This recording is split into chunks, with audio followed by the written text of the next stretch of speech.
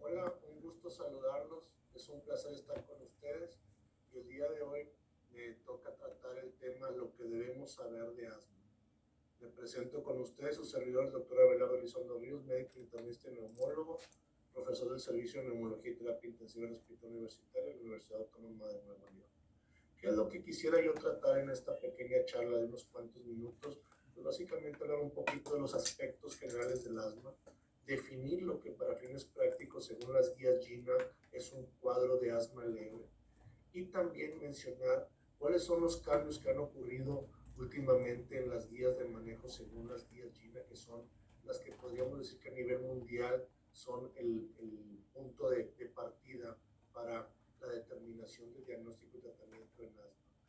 Y por último mencionar un poquito ya en específico el tratamiento del asma leve. A través del tiempo hemos reconocido sin duda que la piedra angular del tratamiento en los pacientes asmáticos deben de ser los esteroides inhalados. Mas, sin embargo, yo creo que en los últimos años, en los últimos 15 o 20 años, hemos utilizado en exceso los ABA, los beta agonistas de acción corta, en el tratamiento del asma para mitigar los síntomas, mas sin embargo, no estamos tratando la raíz del problema, que es tratar de evitar la inflamación, que es la que ocurre básicamente durante el proceso asmático.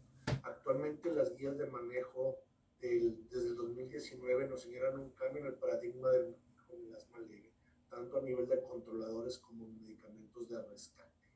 Es muy importante, y vuelvo a repetir, considerar el origen inflamatorio de la enfermedad. ¿Qué aspectos definen el asma? El asma por sí es una enfermedad crónica que es heterogénea, que involucra básicamente una inflamación crónica de la vía aérea. Tiene una historia de síntomas muy particulares como sibilancia, tos, dificultad respiratoria o presión torácica, los cuales cabe señalar que son variables en intensidad a través del tiempo e incluso a través del día.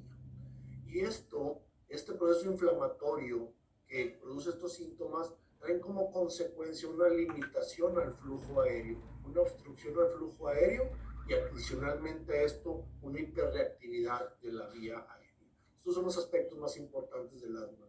Es heterogénea porque no a todo el mundo se comporta igual la enfermedad. Los síntomas pueden variar a través del tiempo y cursa con una obstrucción al flujo aéreo, lo cual es variable, es reversible y con hiperactividad bronquial también de forma importante. Si hablamos de prevalencia un poquito, de incidencia de la enfermedad, se menciona que 334 millones de personas en el mundo padecen asma, en promedio una de cada 10. Y la buena noticia que podríamos nosotros mencionar es que aproximadamente el 60% de ellos tienen un asma leve, 35% moderada y únicamente el 5% las manifestaciones graves de la enfermedad, que ya requieren de más tratamiento y de valoración por un médico especialista.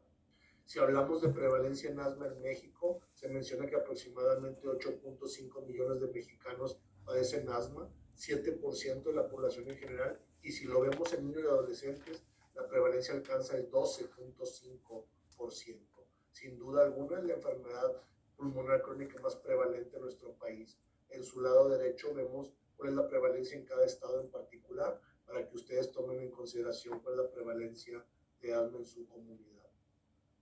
Si hablamos de fisiopatología del asma, definitivamente sabemos que hay factores ambientales como los alergenos, infecciones respiratorias, tabaquismo, contaminación. Sabemos que hay factores genéticos que sin duda alguna también contribuyen a la aparición del asma y todos ellos generan una inflamación de la vía aérea. Y esto lleva a una hiperreactividad de la misma, la cual conlleva a una limitación del flujo aéreo por contracción del músculo liso, por secreción de moco, por edema de la submucosa y los síntomas que todo el mundo conocemos de asma, como es las sibilancias, la disnea, la prolongación del tiempo expiratorio, el dolor torácico, etc. Pero sabemos también que hay unos factores que nosotros llamamos exacerbantes o desencadenantes de agudizaciones, los cuales perpetúan en cierto sentido hiperactividad de la vía aérea y aumentan en forma importante la limitación al flujo aéreo y los síntomas de asma. ¿Qué factores exacerbantes conocemos? Los alergenos, sin duda alguna las infecciones respiratorias, los virus entre ellos, el tabaquismo pasivo, la contaminación ambiental, los cambios climáticos, algunos factores psicológicos y el ejercicio también se menciona. Hay un fenómeno también que cabe señalar, que es el fenómeno de remodelación, que es importante mencionar, que es aquel que sucede en aquel paciente que tiene inflamación e hiperreactividad persistente en la vía aérea y produce ya un daño estructural de la vía aérea y ya no hay un fenómeno de reversibilidad, ya el daño es irreversible y hay obstrucción fija al flujo aéreo, sobre todo en pacientes crónicos con gran enfermedad avanzada y maltratada sin duda alguna. Entonces, debemos de llevarnos un mensaje muy claro, que la inflamación es la base fundamental para el desarrollo de los síntomas y las exacerbaciones de asma. Las vías respiratorias se vuelven muy reactivas a las sustancias irritantes, a la contaminación, a los alergenos. Esto produce inflamación de la vía aérea, hipertrofia de las glándulas mucosas, hipersecreción del moco, hipertrofia del músculo liso, obstrucción de los conductos, de las vías aéreas, y esto conlleva también a limitación al flujo aéreo. Pero si a esto le agregamos que las exacerbaciones producen un incremento aún mayor de todos estos fenómenos, pues sin duda alguna lo que debemos de cuidar a nuestros pacientes más que nada es que no se presenten exacerbaciones. ¿Qué es una exacerbación? Una exacerbación nosotros la definimos como una agudización de los síntomas que basalmente el paciente asmático tiene. Las exacerbaciones de asma son graves, no son algo que debamos nosotros de pasar por alto y no darle el cuidado necesario, porque pueden ser mortales y pueden producir daño ya irreversible a nivel fisiológico pulmonar con el fenómeno de remodelación que les menciono. ¿Qué es lo que ocurre en una exacerbación? Voy a tratar de explicarlo lo mejor posible. Los síntomas empiezan a aumentar, tanto las sibilancias como la disnea, como la presión torácica y la tos aumentan. Esto conlleva a una disminución de la función pulmonar, específicamente del PEF1, y esto puede ser leve, quiere decir que los síntomas nada más pueden presentarse, se agudizan un poco, cambian un poco la flujometría del paciente, el peak flow, el aparatito con el que checamos cómo está la flujometría del paciente. Puede ser moderada cuando ya los síntomas empeoran la función pulmonar, ya el paciente empieza a utilizar en forma persistente los beta-2 agonistas de acción corta, los ABA, y que en ocasiones los lleva a urgencias sin necesariamente requerir de corticosteroide inhalado, oral, perdón, pero ya los lleva a la sala de urgencias. Y la exacerbación severa, que es la que más nos preocupa, es aquella que ya los lleva al hospital o que requiere de que los manejemos con corticosteroides orales. Entonces, puede ser leve, puede ser moderada, puede ser severa, y tan mal es la leve como la moderada como la severa. Esta diapositiva les voy a tratar de explicar un poquito cuáles son una serie de fenómenos que ocurren cuando se presenta una exacerbación en un paciente asmático. Por naturaleza, el paciente asmático tiene variabilidad de los síntomas en un día determinado, en una semana determinada, en una estación del año determinada. Y esta variabilidad, depende de qué tan grave sea, motivará o no al paciente a aumentar su terapia de rescate. Su terapia de rescate que a través del tiempo básicamente ha sido con beta-2 agonistas de acción corta, el famoso salbutamol que todos conocemos. A mayor cantidad de síntomas, mayor necesidad de terapia de rescate. Por eso lo vemos conforme esta campanita va aumentando, mayor cantidad de inhalaciones y de uso de dispositivos el paciente utilizará. Pero esto no queda nada más aquí. Vamos a ver este momento en donde el paciente ya se exacerba. Aquí estamos viendo la exacerbación, que es un aumento de los síntomas, como se les mencioné, pero de la mano a esto empeora la función pulmonar, disminuye la función pulmonar. Y como les mencioné, al incrementar los síntomas, el paciente empieza a usar e incluso abusar de los beta-2 agonistas de acción corta, y esto incrementa más la inflamación. ¿Por qué? Porque mitigamos los síntomas, pero no tratamos de raíz el problema, que es la inflamación que está ocurriendo en la vía aérea. Y esto nos lleva al final del día a tener que manejar al paciente con corticosteroides orales o sistémicos por vía intravenosa. Y esto es lo que no queremos que ocurra, porque esto implica ya llevarlos al hospital.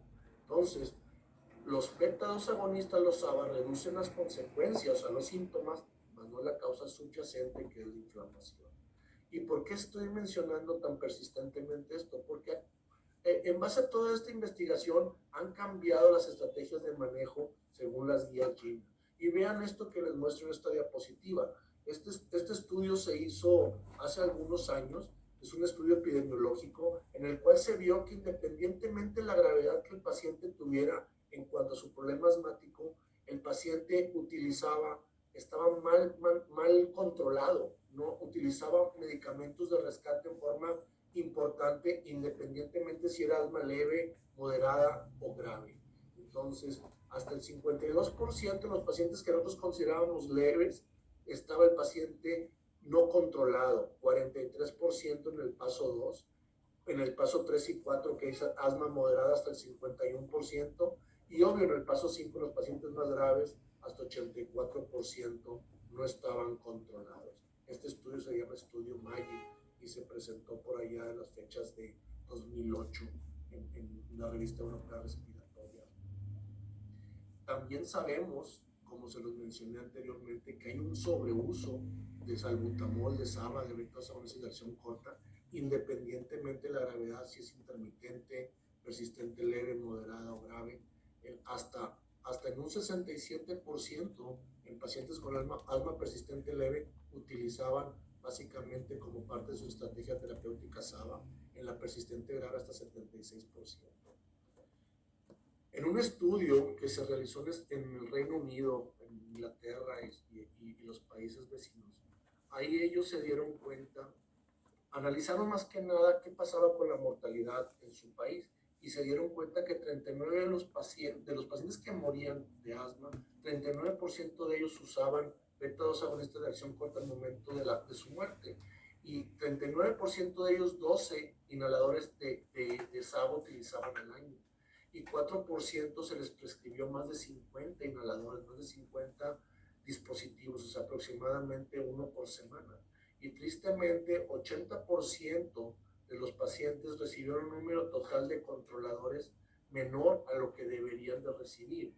¿Qué quiere decir esto? El paciente que moría usaba mucho SABA y no usaba antiinflamatorios, que eran los esteroides inhalados. Entonces, ¿qué nos está diciendo esto? Que estamos tratando mal al paciente asmático y que se está muriendo porque estamos llevando tratamiento inadecuado. Y eso es algo que debemos de considerar en forma importante.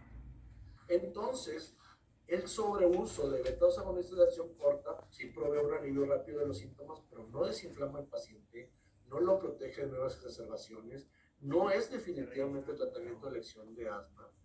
Y tenemos que cambiar la percepción del paciente en cuanto al manejo de asma y cambiar la percepción también en cuanto al control del asma en nuestros pacientes. Cuando empezamos a utilizar más los esteroides inhalados nos dimos cuenta de una cosa: bajó la mortalidad, y cuando empezamos a utilizar mucho salbutamol, aumenta la mortalidad. En la era de la inflamación, que es a finales de los 80, que empezamos a utilizar más esteroide inhalado, disminuimos hasta un 42% el riesgo de muerte por asma. Mas, sin embargo, seguimos utilizando en forma indiscriminada los SABA. Y vean aquí en esta curva, la roja, a mayor cantidad de inhaladores que utilizamos de SABA, mayor riesgo de muerte, y a mayor cantidad de inhaladores que utilizamos de corticosteroide inhalado, menor probabilidad de muerte. ¿Qué nos dice esto? Que debemos de incentivar el uso del esteroide inhalado en nuestros pacientes asmáticos. Y todo esto es como introducción a lo que ha pasado en los últimos 2 o 3 años en cuanto al manejo del asma. Y el órgano rector que podríamos decir que rige las guías de tratamiento son las guías GINA, la Estrategia Global para el Tratamiento del Asma, una serie de expertos a nivel mundial que se reúnen cada año para revisar lo que hay en la literatura médica mundial sobre asma y dar sus puntos de vista sobre cada uno de los parámetros de diagnóstico, tratamiento y evaluación del paciente, etcétera, etcétera. Desde el 2019, los expertos de las guías GINA mencionan que ya no está justificado ni está permitido el uso de beta-2 agonistas de acción corta solos como monoterapia en los pacientes asmáticos adultos y adolescentes. Ya no podemos utilizar como monoterapia los broncodilatadores de acción corta como tratamiento de asma. Entonces surgen nuevas recomendaciones ¿Y cuáles son las recomendaciones que nos da las guías GINA de este año 2021? Primero que nada, las guías GINA nos dicen cómo definimos la severidad del asma. ¿Cuándo decimos que es asma leve, moderado o severo? Ellos dicen que se debe definir retrospectivamente desde el nivel de tratamiento requerido para un adecuado control de síntomas y exacerbaciones. ¿A qué me refiero con esto? Cuando yo ya llegue a controlar a mi paciente, ahí es donde yo digo, este paciente tiene este grado de severidad de la enfermedad. Mientras está descompensado, mientras no está controlado, no podemos decir qué tan grave está, porque no está bien tratado, no está bien manejado médicamente. Esto puede llevarnos algunos meses para poder encontrar la terapia óptima, la cantidad de dosis óptima de tratamiento que le vamos a dar, pero ya una vez que estamos ahí, lo manejamos y al paso del tiempo podemos ver si podemos desescalarlo de tratamiento, desescalar el tratamiento, disminuir las dosis de medicamentos o la cantidad de medicamentos, o bien si el paciente no se controla adecuadamente, aumentar sus tratamientos. Entonces, como podemos ver, la definición de severidad de asma no es una definición estática, es una definición dinámica, porque el paciente tiene síntomas a través del día, a través de las semanas, a través de los meses, a través de los años, y aumentan y disminuyen dependiendo de ciertos factores que mencionamos hace unos minutos. Entonces, las guías GINA nos dicen, los pacientes que se encuentran en el paso 1 y 2 de nuestra guía de manejo, los vamos a considerar como pacientes asmáticos leves. Los que se encuentran en el paso 3 y 4 como asmáticos moderados. Y en el paso 5, el asma grave. ¿Y cómo lo vamos a ver? Lo vamos a ver aquí en esta imagen. Vean dónde en las guías GINA del 2021 mencionan dos caminos de tratamiento, el camino 1 que ven en la parte superior y el camino número 2 que ven en la parte inferior. Y lo que es el step 1 y 2 implica lo que es asma leve. Y asma leve se define como aquel paciente que tiene síntomas menos de 4 o 5 días en una semana. Los pasos 3 y 4 que estamos viendo posteriormente los consideramos como asma moderada, y aquí estos pacientes ya tienen síntomas prácticamente todos los días, se levantan con asma, o sea, en la noche tienen cuadros de asma, al menos una vez a la semana o más. Y en el estadio 4 tienen síntomas diarios, se despiertan con asma y también tienen ya disminución de la función pulmonar. Si les hacemos una espirometría, el BEF1 ya está disminuido en estos pacientes. Y el paso número 5, el step número 5, y es un paciente grave que requiere tratamiento aparte de lo que manejamos de esteroide inhalado con broncodilatadores, a lo mejor agregar tratamiento con un LAMA, con un anticolinérgico, con biológicos, anti-IgE, anti-interleucina 5, anti-interleucina 4. Ya estos pacientes requieren también de corticosteroides orales la gran mayoría de las veces, e incluso requerirán de otros tratamientos alternativos también. Entonces las guías GINA nos dicen que el asma leve es el paso 1 y el paso 2. Vean cómo en la parte de abajo el paso 1 y 2 sí están separados, y en la parte de arriba están en un solo cajón, en una sola casilla. Y ahorita voy a mencionar por qué están cada uno en diferente distribución. Entonces, ya dándole un poquito más de énfasis a lo que es asma leve, vamos a hablar de qué nos recomiendan las guías GINA para el tratamiento del asma leve. El asma leve, aunque nosotros creamos que el paciente está tranquilo, no tiene tantos síntomas, no está tan emproblemado, ese paciente se exacerba, tiene exacerbaciones que pueden ser graves, llevarlo al hospital e incluso el paciente puede morir. Entonces, el pensar que nada más con SABA, con beta-2 agonistas de acción corta lo podemos controlar, es una decisión equivocada, es una decisión errónea. Debemos de empezar a inculcarle al paciente que debe recibir corticosteroide inhalado para controlar sus síntomas de forma eficiente. Y esto lo vemos aquí, una dosis baja de corticosteroide inhalado es muy efectiva para prevenir exacerbaciones graves, reducir síntomas, mejorar la función pulmonar y prevenir incluso el asma asociada por ejercicio. Cuando nosotros retrasamos el uso de corticosteroide inhalado en algunos pacientes, lo estamos prácticamente condenando a que tenga pérdida y daño de su función pulmonar, y eso es lo que no debemos de permitir. Como les mencioné anteriormente, hasta 9% de los pacientes que mueren por asma tienen asma leve, cosa que no debería de ocurrir. 40% de estos pacientes con asma leve utilizaron más de 12 dispositivos al año, más de un dispositivo de SABA al mes, y 4% de ellos utilizaron más de 50 dispositivos al año. Entonces, esto es algo de llamar la atención y esto nos habla de que no estamos controlando adecuadamente la enfermedad. Entonces, tratando de hacer un resumen muy práctico de qué nos dicen las guías GINA específicamente en cuanto a recomendaciones, es no usar SABA como monoterapia en paso 1. En el paso 1 no podemos utilizar al paciente, si vayas a su casa, use el salbutamol cuantas veces lo necesite, y si se siente aún mal, ya viene conmigo. No, debemos de procurar que si va a recibir salbutamol, también reciba de la mano a eso un corticosteroide inhalado. No nada más SABA. Ya puede ser acompañado con formoterol o corticosteroide más SABA, depende del paso que queramos seguir, y eso se los voy a explicar a continuación. ¿Por qué? Porque si no les estamos dando esteroide inhalado, no estamos controlando la enfermedad y no estamos disminuyendo el riesgo de que se exacerbe el paciente. Así de sencillo. Pacientes que al parecer tienen asma leve, sin duda tienen riesgo de exacerbaciones, como lo mostré hace un par de minutos, efectos adversos muy serios e incluso la muerte. Entonces, ¿qué es lo que debemos de saber de los SABA? Sí producen un rápido alivio de los síntomas, pero no tiene absolutamente ningún efecto antiinflamatorio. Tienen muchos efectos adversos, incluso producen un fenómeno de rebote de inflamación en la vía aérea.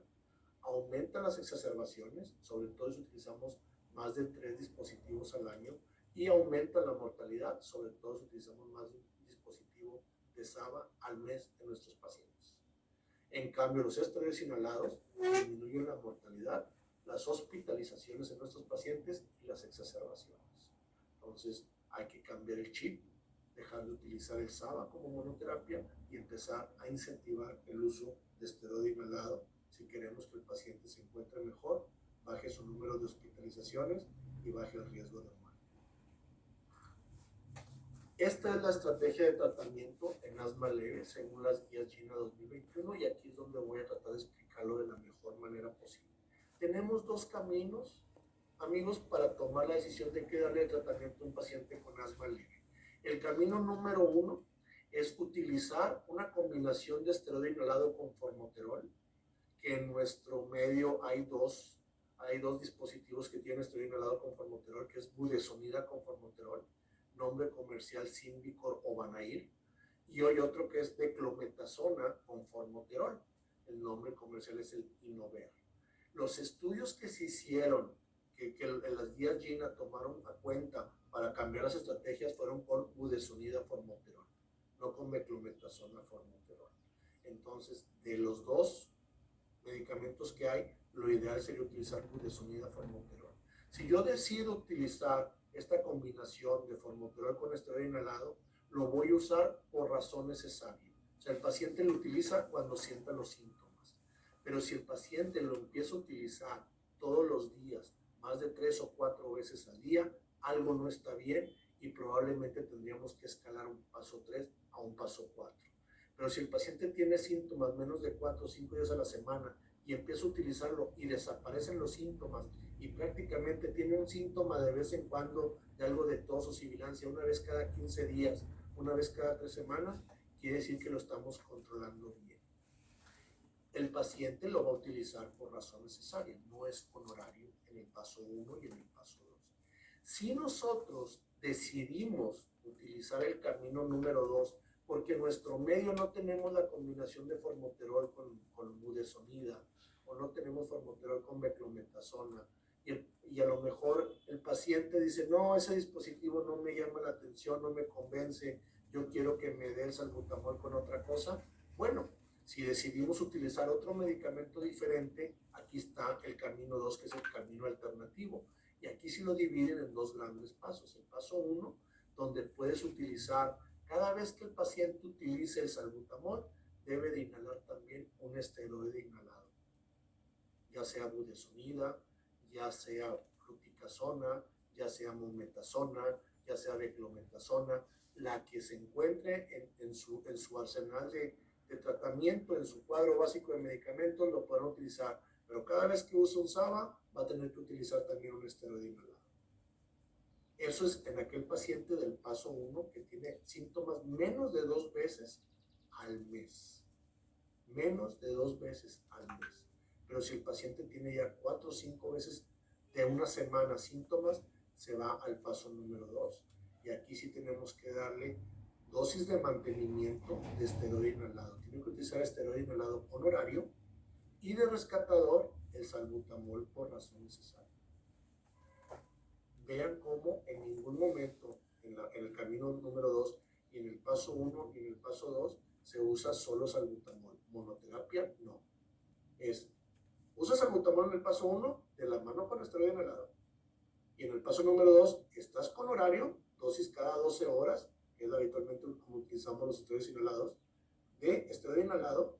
Y si te pones mal, usas el salbutamol. Si lo empiezas a usar muy reiterativamente, probablemente hay que brincarlos al paso 3 o al paso 4, depende cómo esté la situación. Entonces, el mensaje clave y fundamental es no monoterapia, y en todos los pasos dense cuenta que debemos de incluir esteroide inhalado para el tratamiento. Eso es lo más importante en esto. Y esto es lo que se llama en algunos artículos, incluso las guías lo mencionan, terapia de rescate antiinflamatorio. ¿Por qué se llama terapia de rescate antiinflamatorio? Porque va incluido un esteroide, que es el antiinflamatorio contra la inflamación de la vía aérea en asma. Vamos a leer en las guías GINA que hablan de dosis bajas, medias y altas de esteroide inhalado. Esta diapositiva nos puede dar una idea de, dependiendo qué esteroide utilicemos, la cantidad de medicamento para decir que es dosis baja, dosis media o dosis alta. Aquí tenemos, por ejemplo, en el tercer lugar, budesonida, donde una dosis baja es de 200 a 400 microgramos, una dosis media es de 400 a 800 y una dosis alta arriba de 800 microgramos al día. En fluticasona, cuando es el furoato, que es cada 24 horas, es 100 miligramos una dosis baja o media y 200 microgramos una dosis alta. Y si es propionato, que viene generalmente en las dosis de dosis medida o en polvo, que ahí lo vamos a utilizar en dosis de 100 a 250, dosis baja, hasta 500 dosis media y más de 500 dosis alta, que son básicamente los que más utilizamos junto con la beclometasona. La beclometasona dosis baja es de 200 a 500, si es en dosis medida, en partícula estándar, de 500 a 1000 dosis media y más de 1000 en dosis alta, y si es en partícula extra fina, la beclometasona son 200, 400 dosis media y más de 400 dosis alta. Cabe mencionar que no son tablas de equivalencia, cada medicamento tiene sus dosis altas, bajas y medias. En conclusión, lo que yo les puedo decir es que el asma es una enfermedad crónica inflamatoria de la cual el tratamiento de elección es un esteroide inhalado, que es un controlador, no un broncodilatador. Debemos de evitar el sobreuso de SABA porque el paciente se acostumbra a mitigar sus síntomas pero no a tratar la raíz de la enfermedad. Hay mayor riesgo de exacerbaciones graves si nada más utilizamos SABA como monoterapia. Hay mayor riesgo de muerte. El paciente se siente aliviado, pero no estamos tratando la raíz del problema. Hay que evitar también reacciones adversas a medicamentos y complicaciones de la enfermedad, tratando de siempre mejorar la calidad de vida del paciente. Las actualizaciones de las guías en los últimos años recomiendan siempre que usemos SABA un esteroide inhalado de la mano. La terapia de rescate antiinflamatorios lo van a ver en todas las etapas de la enfermedad, en todos los pasos del tratamiento del asma. La terapia de rescate con esteroide inhalado va a ser parte de la estrategia como rescate, no nada más como mantenimiento, sino como rescate.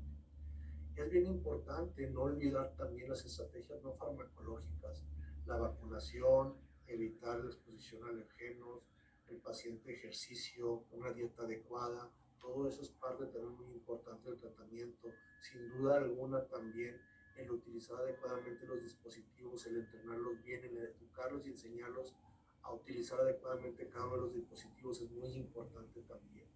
Vigilar la consulta, que tengan buen apego al tratamiento. Como les mencionaba, la técnica de inhalación son muy importantes. Entonces, en conclusión, será muy importante tomar en cuenta que ya el SABA no se usa como monoterapia, hay que incentivar el uso de esteroides, habrá que ver al paso de los años si todos estos cambios que estamos haciendo redunda en nuestros pacientes en disminuir mortalidad y disminuir exacerbaciones. Les agradezco mucho su atención y estoy para servirles para cualquier duda o pregunta relacionada con el tema. Muchas gracias y un gusto saludarlos. Cuídense mucho y que estén bien.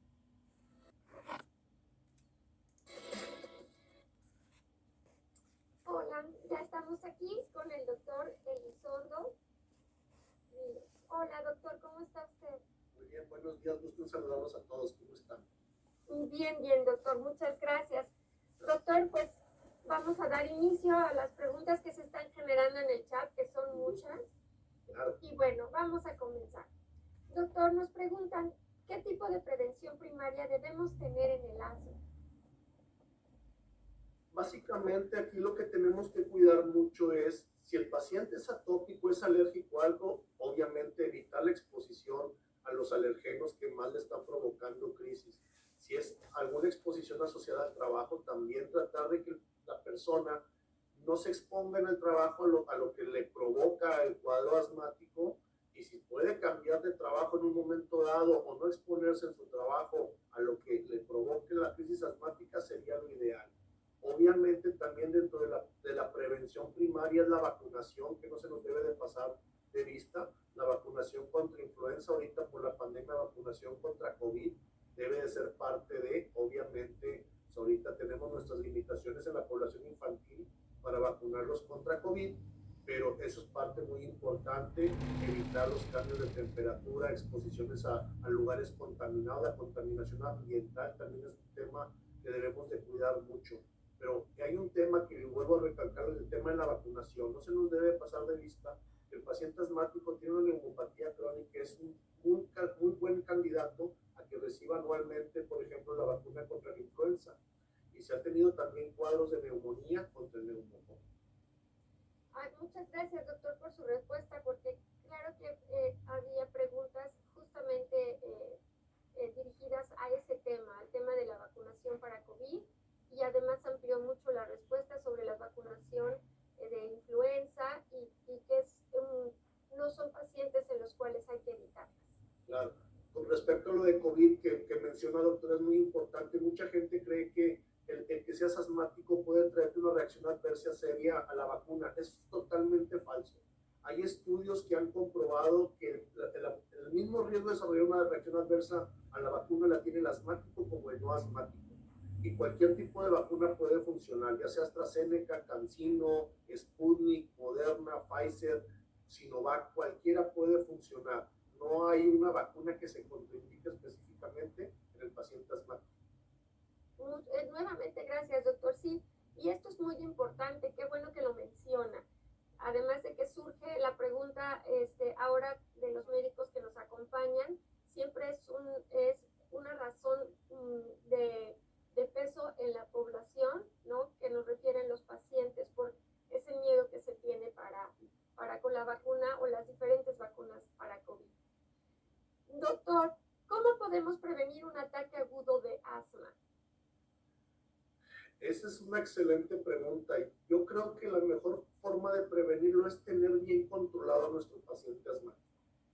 Si lo tenemos bien controlado, libre de cambios en su sintomatología, en el día a día, en el semana a semana, en el mes tras mes, el riesgo de que desarrolle una crisis asmática se nos complique, tenga que ir a hospitalización de urgencias o a terminar internado en un hospital, el riesgo es mucho más bajo. Y la única forma para lograr esa meta, que es lo que quisiéramos todos, que nuestro paciente asmático esté libre de agudizaciones, libre de exacerbaciones a través del tiempo, es teniéndole un muy buen control, estarlo monitoreando periódicamente y estarle haciendo las preguntas más importantes, como es: ¿tienes síntomas asociados a asma como tos, opresión torácica, sibilancias? ¿Sí o no? Si las tienes, ¿con qué frecuencia se presentan en una semana? Si es nocturno o no nocturno, los síntomas, y si te está esto motivando a que dejes tus actividades diarias, por ejemplo, ir al colegio, ir a trabajar, ir a hacer tus actividades del día a día. Todos esos son datos de que un paciente no está controlado. Y eso eso es lo que no queremos que pase en nuestros pacientes. Entonces, si el paciente te dice en la próxima cita, sigo con tos, sigo con algo de falta de aire, en ocasiones tengo pigido, el tratamiento que le estamos dando no está siendo el óptimo, hay que escalar el tratamiento. Y si el tratamiento es muy bueno, es óptimo, podemos descalar, bajar también los medicamentos que estamos tomando. Podemos llegar a un momento donde el paciente asmático esté con medicamento nada más de rescate, sí lo podemos llegar a lograr, ¿cómo no? Sí lo podemos llegar a lograr, pero requiere bastante tiempo de mantener en control al paciente. Perfecto, doctor. Doctor, también justo hay una pregunta acerca de esto, donde nos mencionan, entonces, aquel paciente que ya lo monitoreamos, que está totalmente controlado, en realidad no necesita el tratamiento, por ejemplo, con esteroides por más largo tiempo. Se puede retirar y podemos nada más seguir monitorizando al paciente de acuerdo a su sintomatología. Claro, eso es muy importante. Sí, es muy importante. Vuelvo a repetir lo que en la plática mencionábamos. La piedra angular del tratamiento en asma son los esteroides inhalados, no son los broncodilatadores, son los esteroides inhalados. Obviamente que a mayor gravedad de enfermedad, mayor dosis de esteroide inhalado estamos utilizando. Y lo vimos en los pasos de las guías GINA. En el paso 5, 4, 3 son dosis medias o altas de esteroide inhalado. Pero si el paciente lo tenemos después de algunos meses bien controlado y no tiene nada de síntomas, y funcionalmente en una espirometría, por ejemplo, se mantiene con una perfecta función pulmonar, podemos bajar hasta el momento de quedarnos con dosis de esteroides inhalados por razón necesaria, ya no con horario. Y eso se está en un paso 1 o en un paso 2 en algunos pacientes y darlo nomás por razón necesaria. ¿Podemos llegar a ese punto? Sí. ¿Después de cuánto tiempo? Si yo tengo un paciente que se exacerbaba mucho, yo tengo mínimo que esperar de 9 meses a un año que no tenga ninguna exacerbación para yo poder con toda tranquilidad decir, está bien controlado. Entonces, sí requiere tiempo y sí podemos llegar a no necesitar esteroide con horario, sí. De hecho, esa es nuestra meta, que el paciente esté lo más controlado posible con la menor cantidad de medicamentos posible, incluido esteroide inhalado, obviamente. Muy bien, doctor. Doctor, nos preguntan, ¿un paciente con bronquiectasias puede predisponer a cuadros asmáticos? Aquí es una muy buena pregunta. ¿Por qué? Porque el paciente asmático que tiene cuadro de asma con bronquiectasias, hay que descartar otras enfermedades como aspergilosis broncopulmonar alérgica, que son cuadros de bronquiectasia asociados a infección por aspergillus y queda un cuadro muy parecido a un cuadro asmático. Y estos pacientes requieren esteroides sistémicos como parte del tratamiento. Sí, algunos pacientes asmáticos que han tenido infecciones respiratorias de repetición pueden desarrollar bronquiectasias, también es cierto.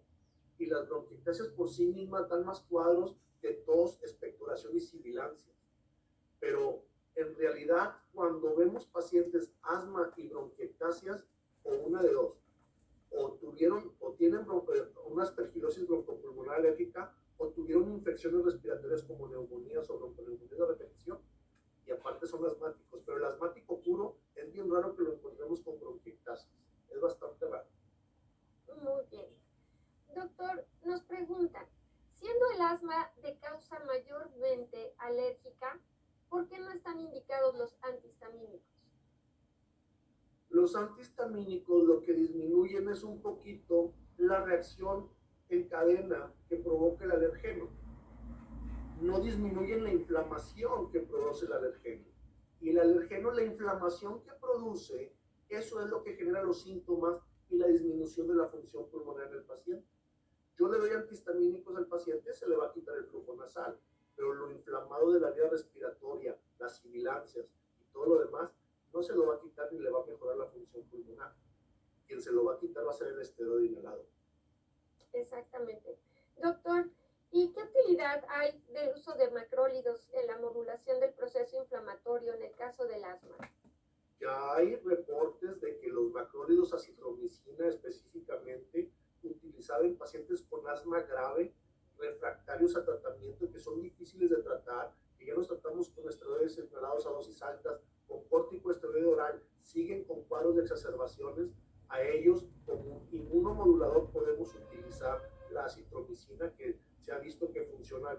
El gran problema son los efectos secundarios que hay a nivel auditivo, a nivel cardíaco por utilizar acitromicina y que en nuestro medio lo usamos mucho para infecciones y podamos desarrollar resistencias bacterianas e incluso de aparición de micobacterias no tuberculosas como el Mycobacterium avium. Entonces, ese es el riesgo, pero de que funcione en el paciente, grave, grave, obvio, que está en el paso 5 de las guías GINA, no antes. Ahí sí pudiera tener alguna función como inmunoregulador. Ok, muy bien. Doctor, nos preguntan, ¿cuándo utilizar adrenalina en casos de cuadros de asma con broncoespasmos severos? Muy bien. Les voy a decir una cosa. Yo tengo más de 20 años de que salí de a trabajar en mi especialidad, más aparte el tiempo que llevé de mi residencia, yo le puedo decir que adrenalina no lo he usado más que una sola ocasión en la sala de urgencias. Lo que hacemos es dar esteroide sistémico vía intravenosa que actúe rápido, nebulizarlos. Obviamente, si el cuadro es muy agudo, hay que intubarlos porque están en franca insuficiencia respiratoria. Hay que tener en cuenta que la adrenalina, cuando lo usamos en este tipo de casos, a veces nebulizado, pudiera funcionar, pero los efectos secundarios de la adrenalina se absorbe, produce taquicardia, hipertensión. Tenemos que estar monitoreando al paciente con un monitor electrocardiográfico, monitoreando saturación de oxígeno, ver que no nos vaya a hacer alguna arritmia, alguna taquicardia supraventricular. Todo eso lo tenemos que monitorear. Pero créanme, por eso no mencionamos nunca en las guías el uso de adrenalina, ni siquiera en las crisis agudas, porque es muy raro necesitarlo. Entonces, la verdad es que yo en mi experiencia de muchos pacientes que he visto con asma, en uno nada más he utilizado en casi 25 años de estar en contacto con pacientes asmáticos. Eso es.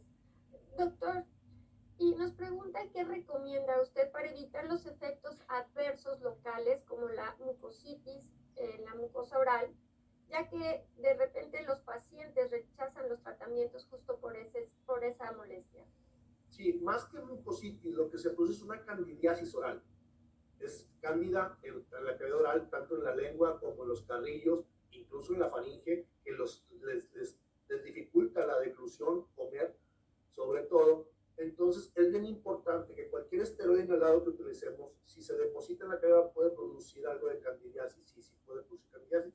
Es por eso que les pedimos que se enjuaguen la boca o se laven los dientes después de cada inhalación, para que no quede ningún remanente dentro de la cavidad oral. Muy bien, doctor.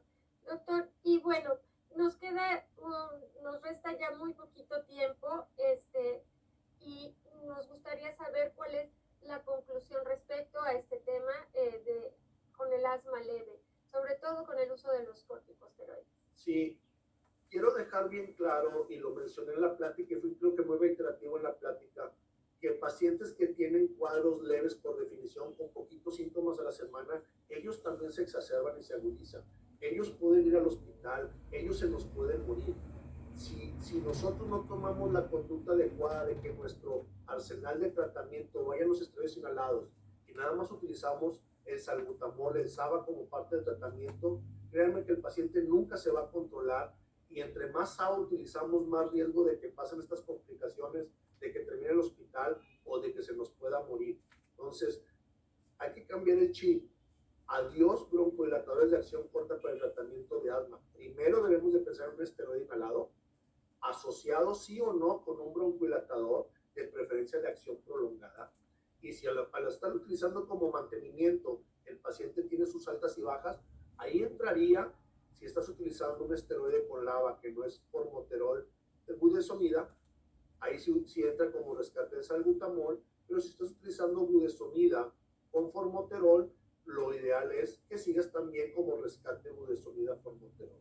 Pero el hecho de que el paciente diga que están leves sus síntomas no significa que debamos de hacerlos a un lado y no pegarlos, porque esos también se nos complican y llegan al hospital. Muy bien, perfecto, doctor. Muchísimas gracias.